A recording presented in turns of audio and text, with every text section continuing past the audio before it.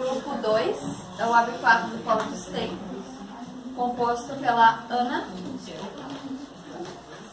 a Beatriz, Michele, Madá e Milene. A Isabela não compareceu. Pode passar, Isabela. O nosso texto, a gente fez a nossa apresentação baseada no texto de Pedro Paulo Ferreira de Andrade sobre a avaliação da aprendizagem. Pode passar. Então, para começar, assim, quando a gente vai falar de avaliação, vamos dividir a avaliar versus a avaliação. Né? Avaliar é determinar, segundo a Aurélia, né? É determinar o valor, preço ou importância de alguma coisa. Enquanto a avaliação é a ação ou efeito de avaliar, medir ou classificar o valor por quem, né, está avaliando. Próximo. Dentro da avaliação educacional, a gente tem, na verdade, 3 tipos de avaliação. A avaliação institucional e a avaliação da aprendizagem. Estou separando a avaliação da aprendizagem. E tem mais um tipo de avaliação que é a avaliação de larga escala. Né? Então, falando um pouco sobre a avaliação, durante muito tempo, a avaliação de testes, provas, foi utilizada para rotular e classificar os alunos, como aqueles que são bons, os que dão trabalho e os que não têm jeito. Né? Eles usavam esses 3 tipos para justificar a não aprendizagem. Aí, com o avanço, né, foi constatado que todo mundo aprende, inclusive os animais irracionais. Basta a gente ter tempo, paciência, né? E alguns precisam de mais tempo do que os outros. Hoje, a avaliação, em muitos casos, ainda serve para rotular. Alguns professores não conseguem se desprender desse método, né? De implementar novos métodos, né? Como é proposto depois a gente vai olhar mais sobre esses comentadores, né? Na concepção moderna, a avaliação deve ser sistemática e contínua, todo dia, né? Utilizando ela todos os dias, fazer exercícios, perguntas, autoavaliação, avaliações em grupos, debates, discussões e muita observação, né? Principalmente do professor para com o aluno. O objetivo é que todos os alunos avancem, né? Vai ter as exceções, né? Onde às vezes vai ter algum aluno especial, algum aluno com dificuldade de aprendizado, dislexia, autismo, né? E qualquer avanço que tu conseguir com esse aluno especial é um avanço. Mas a ideia do ensino, né, é a turma evoluir toda junto.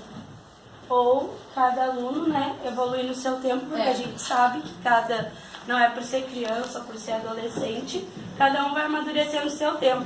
Então, assim, a nossa avaliação, ela não deve ser engessada, não deve ser padrão, não é aquilo que é padrão. Se tu entrou numa turma que uma criança, sei lá, não sabe pegar uma tesoura, se tu chegou no final do ano e a criança pegou uma tesoura, já é uma evolução, já é uma aprendizagem. E como a gente é bastante, né,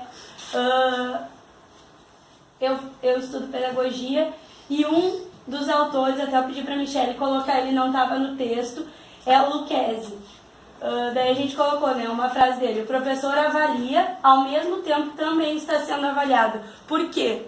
Quando a gente avalia um aluno, não é uma ferramenta para avaliar o aluno, é uma ferramenta que avalia o nosso trabalho também. A gente não pode só achar que o aluno não aprendeu porque aconteceu alguma coisa no aprendizado dele. Às vezes aconteceu alguma coisa com a gente também. Eu gosto muito dele porque ele sempre traz o sentido não só de avaliar o aluno, da gente se avaliar como educador também. E daí, assim, no nosso texto, né, tem alguns comentadores, o Antônio Zabala e o Paulo Freire, e os dois concordam que não há docência sem discência. Aí, nesse conceito, os processos avaliáveis são: o aluno aprende, o professor ensina. O Zabala ainda vai mais profundo, né, que ele inclui o processo de relações pedagógicas grupais e a classe como um todo nas instituições. Pode passar. Aqui a gente vai incluir, então, a LBB, ela vai falar um pouco. Lei de Diretrizes e Bases da Educação Nacional. Ela levou mais ou menos uns 13 anos para ser aprovada. Ela foi criada para garantir o direito a toda a população de ter acesso gratuito, né, à educação e de qualidade, para valorizar os profissionais da educação e estabelecer o dever da União, do Estado e dos municípios como a educação pública. Eu vou citar um agora que foi aprovado, foi recente, né? Uma das recentes leis, 13.632, de 2018, que altera 2 dispositivos da lei, que é 93 e 94, né? Que é a lei da LDB. O objetivo da lei é deixar o expresso que a pessoa... Eu achei importante, apesar de todas elas são, né? Mas essa aqui é uma das últimas assim, que me chamou mais atenção também. Deixar expresso que a pessoa, durante toda a sua vida, possui direito à educação e aprendizagem, e para isso foi inserido o inciso 13 ao artigo 3º da LDB, com os seguintes princípios. 13. Garantia do direito à educação e aprendizagem ao longo da vida. Além disso, a Lei 13.632, ela deu especial atenção à educação de jovens, né, e adultos, e para a educação especial, prevendo expressamente que esses instrumentos de educação deverão ser oferecidos para toda a vida, para toda pessoa.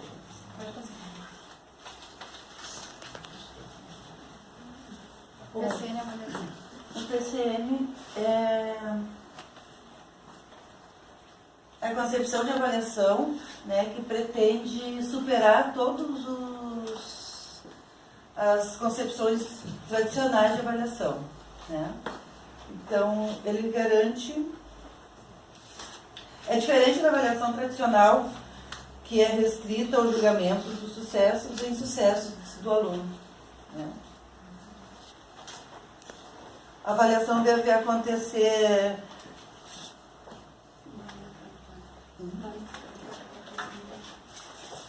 A avaliação deve acontecer se for relacionada com as oportunidades oferecidas para o aluno. Então, ele tem que ter é contínuo, né? E sendo sempre avaliado e reavaliado, e sempre oferecendo outra oportunidade até que ele alcance aquele objetivo que o professor consiga avaliar o aluno completamente. Tá? Parâmetros curriculares nacionais. O pessoal sabe o que seria isso? Parâmetros curriculares.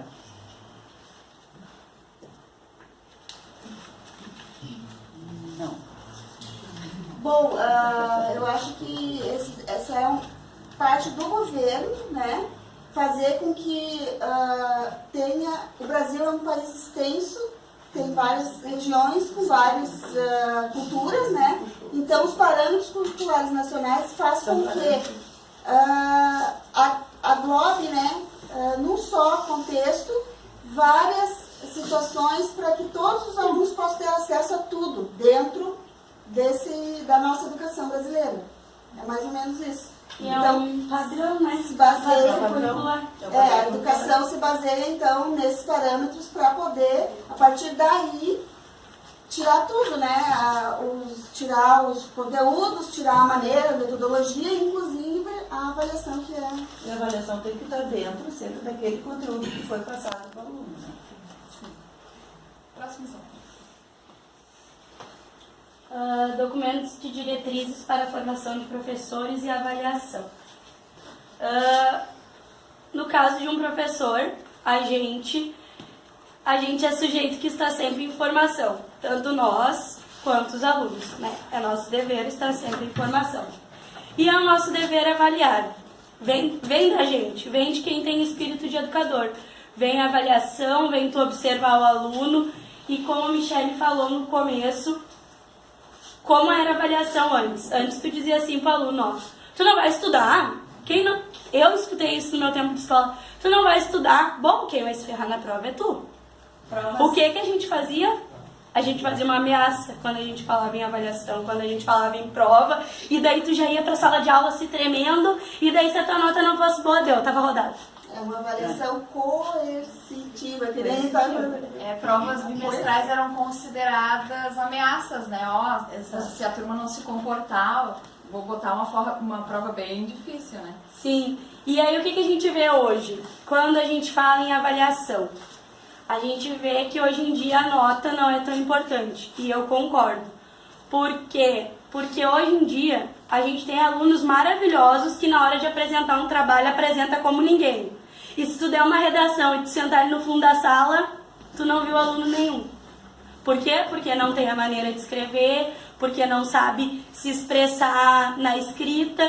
Então a gente, como professor, deve ter o olhar mais aguçado para isso também, que é uma coisa que eu vi muito nos textos do Lucchesi, que a gente tem que, como ele fala que a gente tem como que avaliar e avaliar o nosso trabalho, de repente numa avaliação tu tem que ter várias formas de ajudar o teu aluno a descobrir as competências dele. Não é numa avaliação, numa prova, é em vários momentos. E uma coisa que eu grifei bastante foi que ela não deve ser punitiva, ela deve auxiliar. E outra coisa que tá bem atual é que assim, ó, antigamente a avaliação era quantidade, né? Quanto que o aluno conhecia, era a quantidade. Hoje em dia é a maneira do aluno acionar o que ele conhece, acionar aqui dentro. Não é acionar numa prova, é acionar em atitudes, é acionar em métodos, é acionar em geral para a vida, não só para uma matéria definida. Também, tu colocou ali, a gente comentou a avaliação na forma de cooperação. Agora também a gente dá ênfase para a avaliação em forma de cooperação, né? Um ajudar o outro e o todo. Por isso que é avaliado também o trabalho do professor através do grupo, né? Pode passar. Bom, eu não sei se a avaliação é a parte mais importante da educação, mas é a mais complicada, assim, a mais polêmica. Por quê? Porque há, como a Cláudia falou, diversos métodos, diversas formas, diversos materiais que a gente pode utilizar para avaliar. Só que a avaliação implica, como a gente está já colocando desde o início, não só no aluno, iniciando e encerrando no aluno. Existe todo esse outro lado, né? Como antes a nossa educação era assim, era baseada na forma de pressão, né? E era tudo em cima do aluno, como se o professor não tivesse nada a ver, como se a escola não tivesse nada a ver, como se o todo, né, não tivesse só dependia do aluno. Não. A avaliação, ela se dá desde o momento do início. A gente tem que avaliar antes mesmo de dar o conteúdo. A gente avalia até para ver que nível está o aluno, antes de começar. Para te saber que conteúdo tu vai aplicar, para te saber que metodologia tu vai usar para aplicar esse conteúdo e de que forma tu vai fazer essa avaliação, né? Existem várias formas de avaliar. E hoje em dia também se dá muita ênfase para a autoavaliação. A autoavaliação é muito importante porque o aluno não pode se sentir também uma vítima e estar naquele poder, né, da mão do professor e não se colocar também, mas o que eu estou fazendo e até que ponto tem interação entre o professor e o aluno e até que ponto dentro da instituição, né, a responsabilidade, como que as coisas funcionam dentro da escola e dentro desse contexto também social que o aluno está inserido. Porque, como eu tinha colocado, né, o Brasil, citando o nosso país, né, o Brasil são vários Brasis, né, como se diz, né, cada região é completamente diferente da outra. Então, tem que ver de acordo com qual é o contexto que está esse aluno. Como é que isso funciona dentro do social, né? Socioeconômico, socioeducativo, socioambiental. O que acontece ali para dar o resultado lá no final da avaliação, né? Então, a avaliação educacional, ela é fundamental. Só que assim, ó, ela não pode ser incompleta, no caso a educação seria incompleta ou sem sentido se não tivesse avaliação. Só que a avaliação não pode ser simplesmente uma ferramenta, né, final. Ela é um todo desde o início. Então ela tem que ser implementada antes, como eu disse, né, no início das atividades, e ela tem assim, vários critérios. Então, deve-se levar em conta os paradigmas, os paradigmas educacionais, né?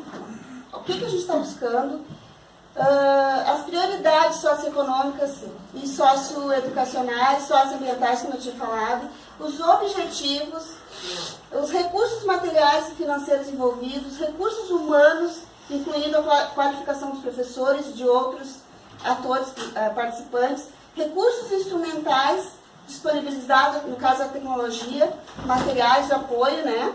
A bagagem do educando, a infraestrutura, as instalações no caso da instituição, os conteúdos, o conhecimento, informações, metodologia, técnicas de ensino e pesquisa, organização curricular, distribuição do tempo e do espaço disponíveis, técnicas e formas de avaliação do aproveitamento do processo e desenvolvimento da avaliação e da educação em si.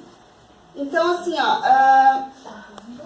concluindo, a avaliação não é uma atividade técnica, né? Envolve todo um processo que tem a ver com o relacional também, entre professor e aluno e no todo.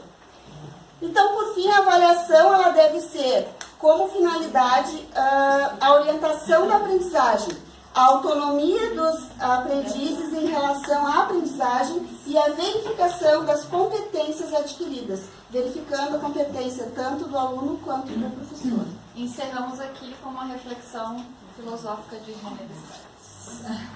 Não existem métodos fáceis para resolver problemas difíceis. René Descartes.